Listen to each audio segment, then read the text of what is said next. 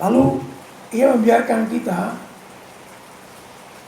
jangan cepat-cepat kita katakan dia adalah kawan kita, karena dia membungkam mulutnya untuk tidak menegur kesalahan kita. Bukan itu kawan.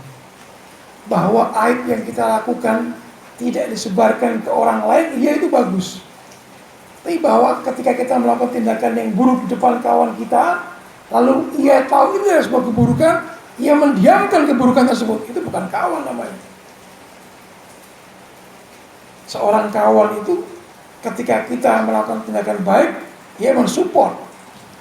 Sebaliknya ketika kita melakukan tindakan buruk, dia ingatkan kita. Berarti ia ingin supaya kita terus dalam kebaikan. Dan hubungan pertemanan itu di atas fondasi kebaikan dan kebenaran. Tapi mendiamkan perbuatan salah kita itu bukan ciri khas seorang kawan yang baik. Lebih dari itu, bahkan kalau memang asasnya orang sudah buruk, agamanya buruk, bermasyarakatnya buruk, pemilihan katanya buruk, terus cara bermasyarakatnya buruk, kemudian kita berupaya untuk mencari berbagai alasan hanya untuk berkawan sama orang ini. Orang semacam ini tidak bisa diharapkan kebaikannya. Orang semacam ini lambat laun akan membahayakan kita, akan merugikan kita. Dia akan melakukan hal yang positif untuk kita.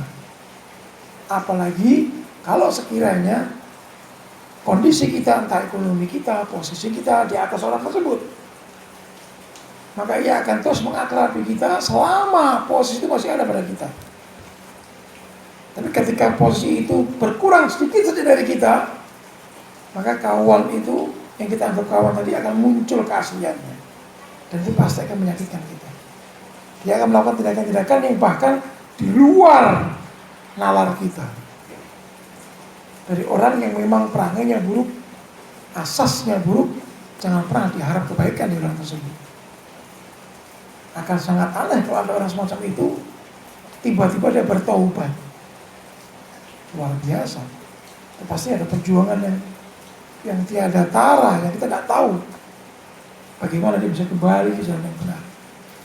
Tapi yang jelas, kalau kita mengerti ada orang yang punya kriteria tidak baik,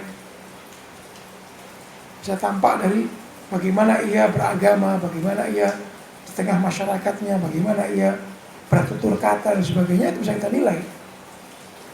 Bagaimana dalam keluarganya, itu misal dia sebagai ayah apakah baik pada pasangannya, pada anak-anaknya. Dia sebagai istri apakah dia juga baik pada pasangannya dan anak-anaknya. Sebagai kakak, sebagai adik, sebagai anak, apakah dalam tatanan rumah tangganya baik-baik saja, dalam arti apakah berjalan sesuai dengan koridor agama ataukah tidak. Kalau satu misal dalam rumah tangganya cacat, duduk dalam posisi apapun cacat, entah sebagai ayah kah ayah yang tidak baik, jadi suami kah suami yang tidak baik, jadi istri kah istri yang tidak baik, jadi ibu-ibu yang tidak baik, jadi anak-anak yang tidak baik. Jadi kelayakan untuk dijadikan sebagai teman hilang dari orang tersebut. Orang semacam ini perlu dinasihati selama masih bisa dinasihati.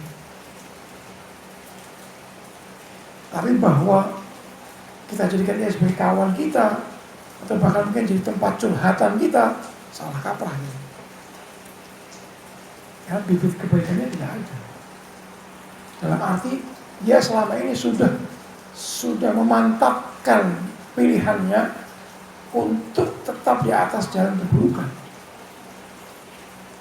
Kelayakan hilang dari orang tersebut sebagai kawan. Yang kedua, adab yang kedua yang diajarkan oleh Muhammad Al-Baqir sallallahu alaihi kepada Ja'far As-Shadiq sallallahu alaihi adalah siapa saja yang tidak dapat mengontrol ucapannya, dia akan menyesali kemudian hari. Tutur kata seseorang itu melambangkan jati diri orang tersebut. Emosionalkah iya? Dewasakah iya? Kekanak-kanakankah iya?